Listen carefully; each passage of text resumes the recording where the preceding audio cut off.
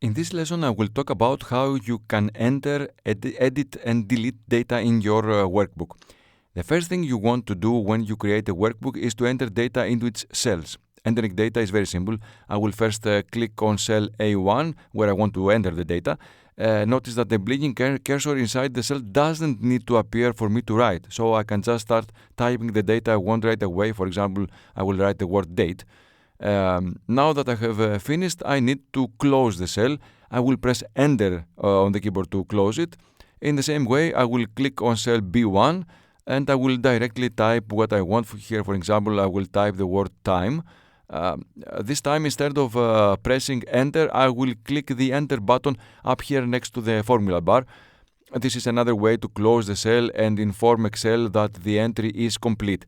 The difference between using enter on the keyboard and the enter button is that by pressing enter on the keyboard, Excel moves me to the cell in the line below, while by clicking the enter button, I stay in the same cell. In case I want to enter data in nearby cells, I can use the arrows in my keyboard. As soon as I enter the data I want in a cell, without pressing the enter key or the enter button, I can use the right arrow to complete the entry and go to the next cell on the right, or use the down arrow to go to the cell below, or the up arrow to go to the cell above, or even the left arrow to go to the cell to the left. Let's see an example. I will click on cell C1. I will type income in here, and I will press the right arrow. Now I'm in cell D1 where I will directly type expenses. This time I will press the down arrow, which took me to the cell below. It kind of worked like the enter key. Keep in mind to never let the blinking cursor active in a cell. When you are done with entering the data, press enter or an arrow to close the cell. This is very important. Never leave the cell the cell open in edit mode. Now notice that the data I entered is aligned to the left side of the cell. To see it better, I will increase the width of its column a bit. The way I'm changing the width of the columns will be covered in a future lesson, so you don't need to worry about how I'm doing this. So now it's even more clear that the data is in its cell is aligned to the left. This is not accidental. It happened because Excel has recognized that the data inside the cells are alphanumerical data. In this case, it is just a simple text. I will now reduce the width of column A, and as you can see, the word date is no longer displayed fully in cell A1, but actually, if I click on the cell, I can see all the data in the formula bar. When the width of the column is not wide enough to show all the contents of a cell, I can see only a part of it, but the data are still there. Let me now make the column wider again for the data to fit.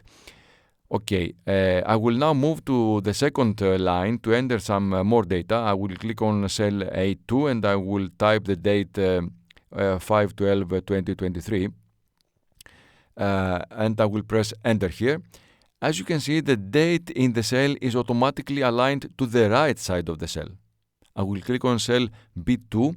I will type the time 10:45 and I will press the right arrow. It also aligned to the right. In cell C2, I will type 45.3 and I will press enter. So why these values aligned to the right? Excel recognized that these values are a date, time, and a number, and by default aligns dates, times, and numbers to the right, while it aligns all other text to the left. Those of you that will continue with the advanced course will learn that for Excel, dates and times are considered numbers. So in fact, Excel aligns all numbers to the right and all non-numbers to the left, but that's something for the advanced level course, so I won't say anything more here. In general, when Excel realizes that something is a date, a time, or a number, it aligns it to the right. If it realizes that it's not a date, time, or a number, then it aligns it to the left to let us know its text, at least in terms of how Excel itself perceives it. Let's see exactly what I mean. I will click on cell D2 and I will type 4,54 and press enter here. As you can see, that aligned to the left. This is because it has Excel recognized it as text and not as a decimal number. But why did this happen? Depending on the settings and the default language of Excel you are using, the decimal point is indicated with a different symbol. On my computer, the default language is American English, so the decimal point is indicated by the dot. And here I use the comma. However, in case you're using Excel in another language, the decimal point may be indicated by a comma. So you can do this test to see if you should be using a dot or a comma for decimal point. If I really wanted to type a number, I should notice that since it was not aligned to the right, Excel did not perceive it as a number and I would need to correct it. So I will double click on cell D2 and replace the comma with the dot. And I will press enter here, and as you can see, Excel recognized it as a number this time and aligned it to the right. So make sure you pay attention to the alignment. Let's look at one more example. I will click on cell D2 again, and I will type 1, 0, 0, 0, and I will press enter. As you can see, this time Excel aligned the cell to the right because it recognized that this is a number. The comma now is the thousand separator because there are 3 numbers after it. It works as expected. Previously, when I used the comma, it was not recognized as a thousand separator because I wrote only 2 numbers after it. I will click on cell D2 to select it and see in the formula bar that the value, the actual value inside is 1000. That's the value stored. So it is very important to see how Excel aligns the data you type in the cells in order to understand how it perceives the data you enter. If Excel perceives data as text, the data will be aligned to the left. If it perceives the data as number or date or time, the data will be aligned to the right. Let's see now how you can edit your data. If I want to replace the data in a cell with the new value, all I need to do is select the cell I'm interested in and type the new value. For example, I will click on cell A2 and I will immediately type the date 6/18/2023. I will press enter to complete the entry, and as you can see, the previous value is replaced by the new one. If I want to correct the value of a cell and not replace it completely, I can do it in 3 different ways. For example, I will click on cell C2 and then I will click inside the formula bar to the right side of 3. Now that the cursor is placed where I want, I will press the backspace to erase the 3 and I will type 7 to replace these 2 numbers between them and press enter here to complete the entry. Another way to correct a value is with the help of the F2 function key on my keyboard.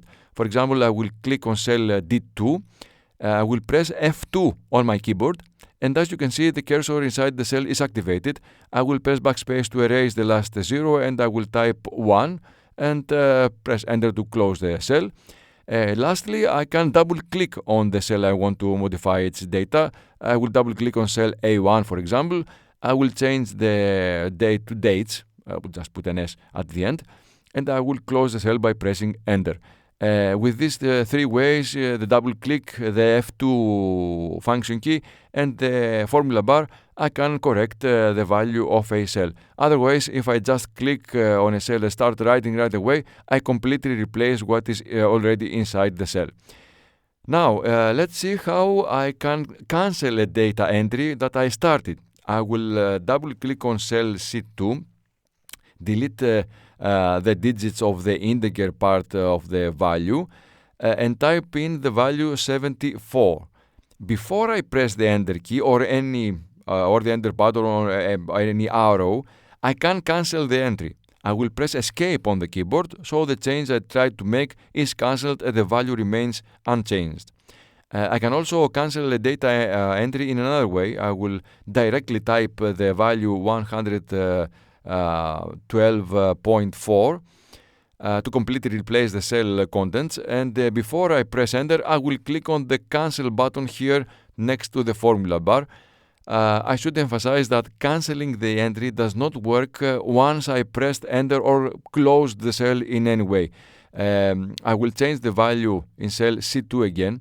I will type 190 and I will press enter this time. Now I will press escape, and as you can see, nothing happens.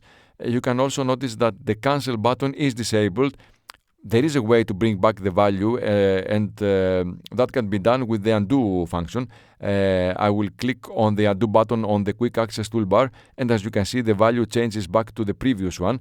I will talk in detail about the undo function in the next lesson, but I don't want to see it here. To sum it up, you can cancel the data entry while you are inside the cell by pressing escape or clicking on the cancel button. If you complete the entry, you can undo the change with the undo button. Let's now see how you can delete the data you have entered. For example, to delete data from the cell C2, I will click on the cell and then press the delete key on the keyboard. As you can see, the data has been deleted. Another way is the backspace key. I will select cell D2, and this time I will press backspace on the keyboard. The difference between delete and backspace is that with the backspace, after the data is deleted, the cell opens so that I can directly write a new value. Let's say I type 1, 2, 3. In fact, in this case, I can cancel the deletion. So before I finish the entry here, I will press escape, and as you can see, the deletion is cancelled. If you have if you want more options to delete data, I will select the cell or cells I'm interested in. Let's say I click on cell C1, and from the Home tab and the Editing palette, I will open the Clear tool. I do not select Clear All unless I want it, of course, because in that case the formatting is also cleared. I will click on Clear Contents, which is the equivalent of delete, and so the value in cell C1 is deleted. I will click on the undo button twice to restore the values I deleted, and I would like to say one last thing that is very important. I would like to explain the difference between the appearance and the content itself. What do I mean by that?